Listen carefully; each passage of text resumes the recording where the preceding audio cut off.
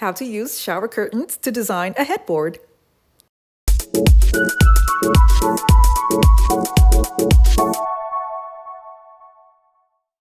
Hey guys, Unique Essentials here. For today's video, I'm going to be sharing with you all how I use shower curtains to add to the design for a headboard. This is a shower curtain that I'm going to be using. The design on it is perfect for what I want.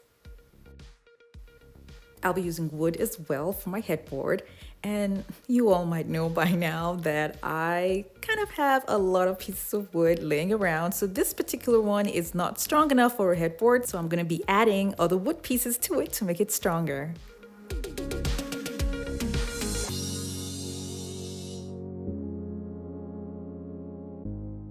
If you're new to my channel, it's so great to have you here. Now don't forget to click on the subscribe button and that notification bell so you don't miss out on any of my latest videos.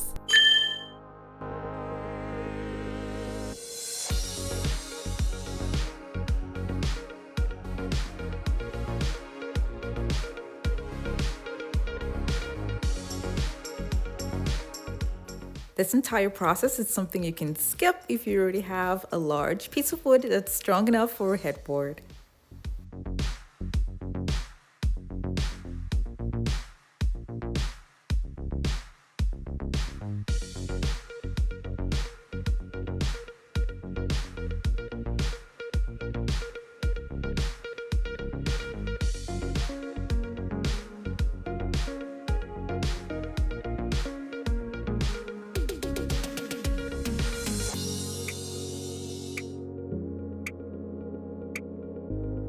Now I'm going to go ahead and glue foam on it, and I'm going to make sure that the foam is seated right at the middle.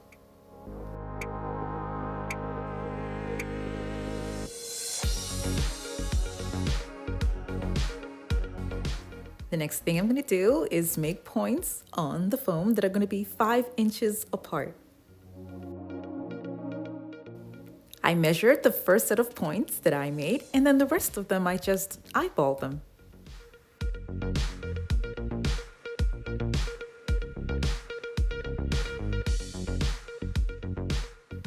I'm going to be making holes inside each and every one of the points for the tufting.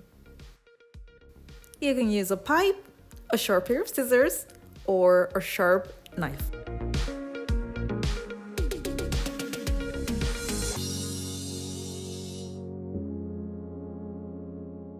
Shower curtains don't really stretch out the way some fabrics do, so what I'm going to do is carefully locate where the holes are and staple it down in such a way that it doesn't ruin the fabric.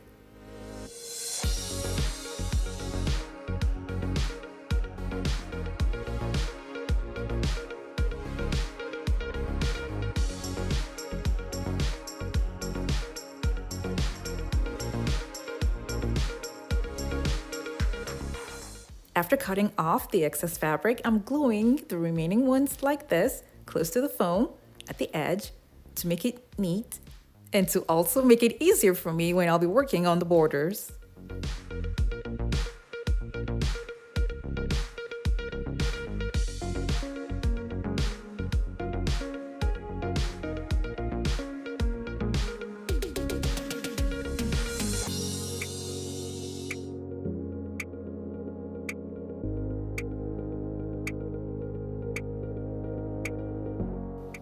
I'll be attaching these 2 wood pieces at the back to make it easy for me to mount it on the wall.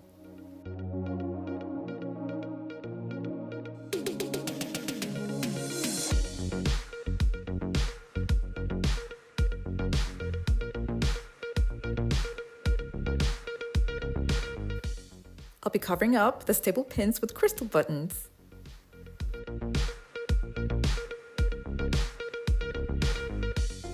For the borders, I wanted to use more shower curtains, but then I felt I needed something more catchy, like Dollar Tree bowls.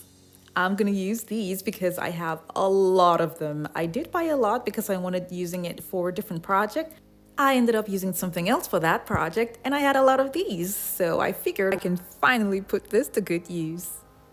I'll be using some leftover reflective paper, add some of the edges that I feel might show after I have the Dollar Tree bowls attached to the wood.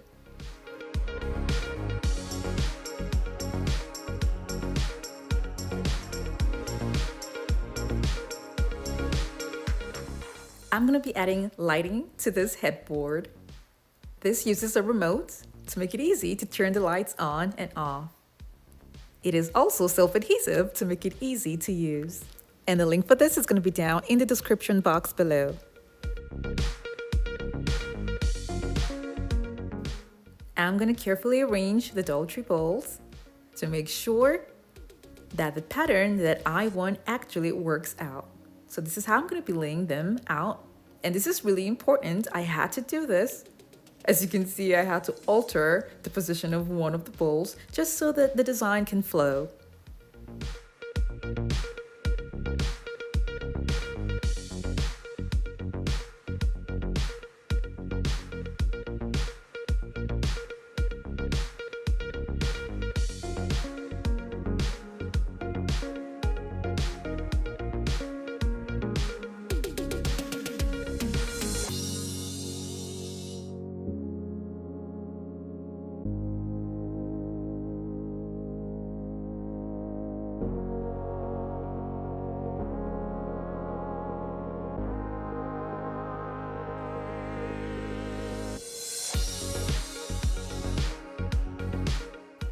When I was done, I mounted it on the wall. And don't forget, I actually used wood at the back to make it easy to hang it on the wall.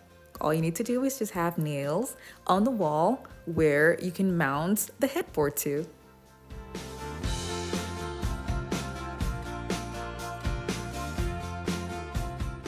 I'll be making another headboard not too long from now so that I can have varieties to work with every time I decorate the room. If the shininess and the glam is too much for you, you can replace the borders by using just fabric alone to give it a more softer look.